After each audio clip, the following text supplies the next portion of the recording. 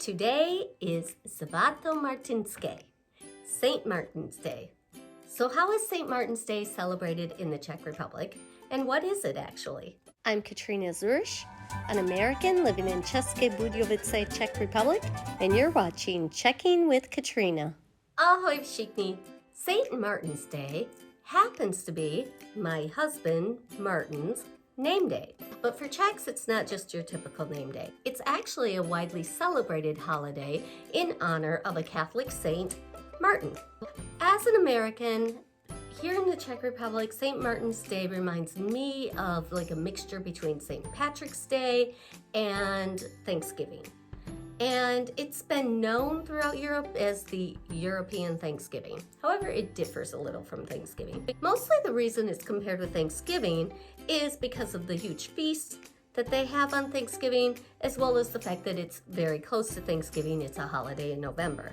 But it's like St. Patrick's Day in the fact that, well, obviously it's celebrating a saint, but secondly, the fact that it's not celebrated by everyone in this country. Some people just ignore it and go on with life like it's an average day, and some people make the huge feast and actually celebrate it.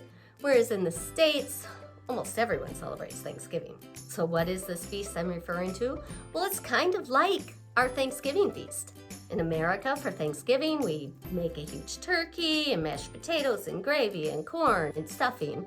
Whereas here for St. Martin's Day, they also make a big, huge bird, only a goose. They make a big goose and they serve it with red cabbage and a type of gravy and knedlíky, which is dumplings. So potato dumplings and or bread dumplings. Also, like Thanksgiving, where it's tradition to have a Beaujolais, they have a traditional St. Martin's Day wine. This wine is all through the stores right around St. Martin's Day, and it's in the restaurants. So for those who are staying home, preparing their St. Martin's feast at home, they can purchase the St. Martin's wine in the store. But unlike in America, where the only restaurants really open on Thanksgiving Day are Chinese restaurants, that's the stereotype. Here in Czech Republic, the restaurants are still open like normal, and most of them serve this traditional feast of goose, cabbage, knedlíky, and St. Martin's Day wine. So what's the story of St. Martin?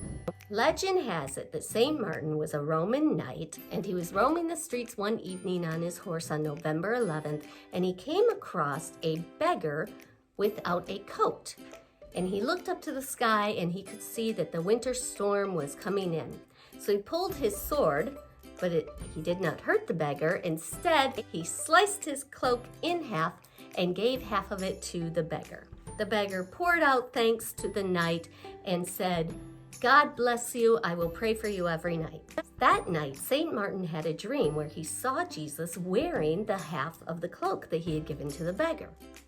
And he heard Jesus say to his angels, "Here is Martin, the Roman soldier who is not baptized but has clothed me." There's a Czech saying for St. Martin's Day, Martin přijíždí na bílém koni. It means Martin comes on a white horse, which means that Martin is to bring the first snowfall on November 11th. Well, today Martin failed to bring the first snowfall. Thank God, because I don't like snow.